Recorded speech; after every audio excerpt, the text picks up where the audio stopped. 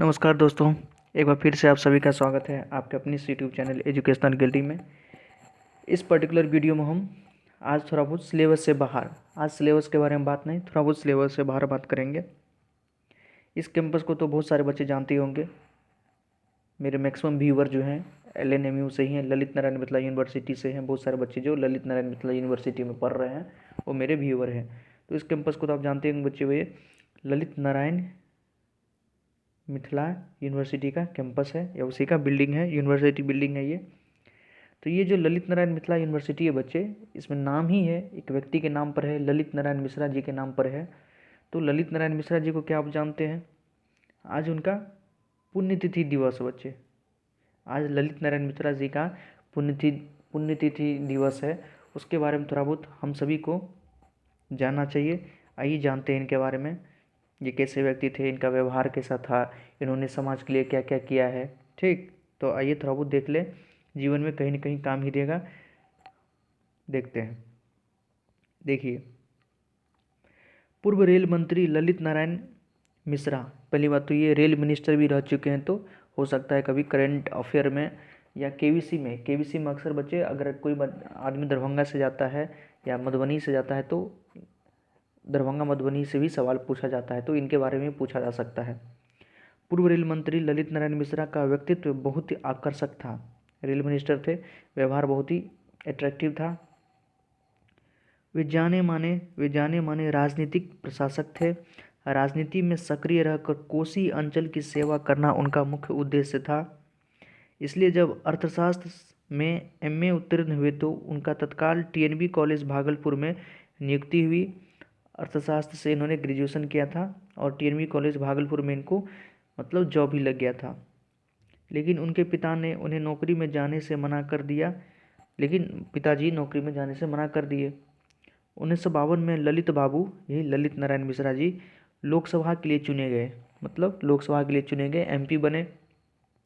पुनः 57 और 72 में लोकसभा सदस्य निर्वाचित हुए, 57 और 72 में भी MP बने।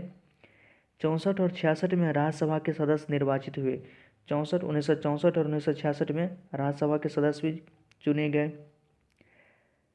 संसदीय सचिव, उपमंत्री, राज्य मंत्री, केंद्रीय मंत्री के रूप में विभिन्न मंत्रालयों का सफलतापूर्वक निर्वहन किया। देखिए, कई सारे विभागों में इन्होंने काम किया है, कई सारे पोस्ट पर। संसद के सचिव रहे हैं, उपमंत्री रहे हैं, राज्य मंत्री बने हुए हैं, केंद्रीय मंत्री बने हैं।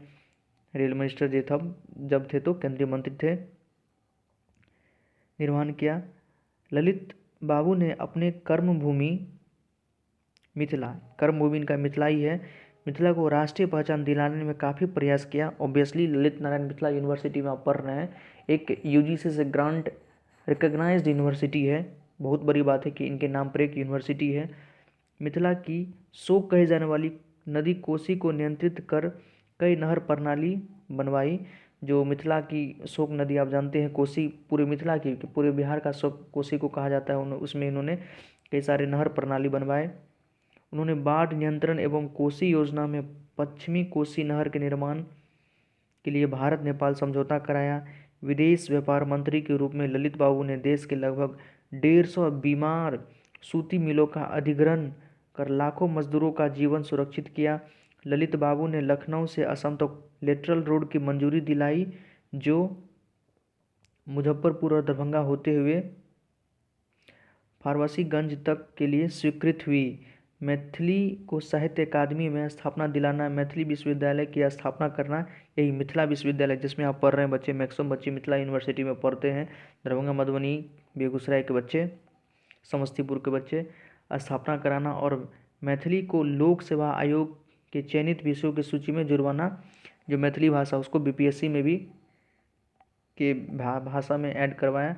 आदि कार्य सदा स्मरणीय रहेंगे। कई सारे इन्होंने कार्य किए बच्चे, थोड़ा बहुत इनको आपको ध्यान रखना चाहिए क्योंकि इनकी यूनिवर्सिटी में पढ़ रहे हैं, या आप यदि दरभंगा, मधुबनी, बेगूसराय, समस्तीपुर के क्षेत्र से हैं तो इनके बारे में जानकारी होना चाहिए।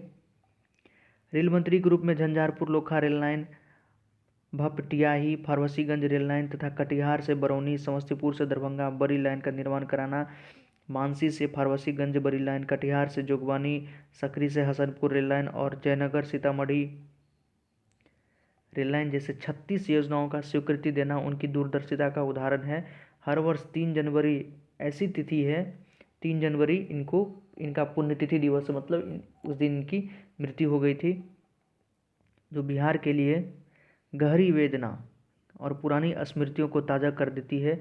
2 जनवरी 1975 को ललित बाबू पर तब बम फेंका गया जब वे समस्तीपुर रेलवे स्टेशन पर बड़ी लाइन का उद्घाटन करने गए थे। बताइए, बहुत सारे बच्चे नहीं जानते होंगे कि इन बम मतलब बम से इनकी मृत्यु हो गई थी। किसी ने इन पर बम फेंक दिया था जिससे ये घायल होकर इनकी मृत्यु हो गई थी 2 जनवरी 1975। 2 जनवरी 1975 को ललित बाबू पर तब बम फेंका गया जब वे समस्तीपुर रेलवे स्टेशन पर बड़ी लाइन का उद्घाटन करने गए थे। दूसरे दिन उनके निधन हो गया। दूसरे दिन मतलब 3 जनवरी को उनका निधन हो गया। संपूर्ण बिहार वासियों के हृदय में उनके अंतिम वचन मैं रहूं या ना रहूं, इनका अंतिम वचन था कि मैं रहूं या ना रहूं, बिहार बढ़कर रहेगा, आज भी गुंजामायन है। तो ये ललित बाबू के बारे में कुछ चीज़ें थी, आपको ज़रूर जानना चाहिए, सभी को जानना चाहिए, क्योंकि आप इस क्षेत्र मिथिला क्षेत्र से हैं तो इनके बारे में आपको ज़रूर जानना चाहिए। और कितनी बड़ी बात है कि देखिए इन्होंने कई सारे काम किए और इनकी मृत्यु बम फेंकने से हो गई। कोई स्वाभाविक मतलब समय से मृत्यु नहीं हुई, असमय मृत्यु कह सकते हैं, एक्सीडेंटल डेथ। तो ये थे ललित बाबू। कैसा लगा प्लीज़ कमेंट सेक्शन में बताएं।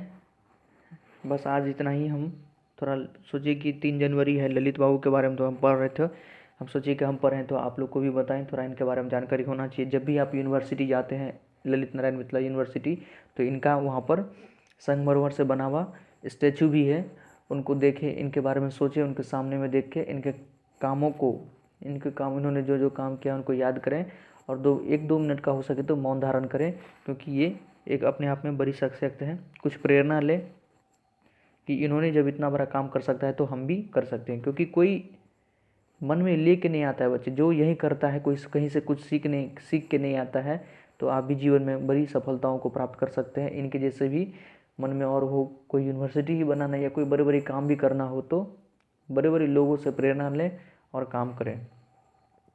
तो आज की वीडियो में इतना ही। आपको कैसा लगा ज़रूर कमेंट सेक्शन में बताएं।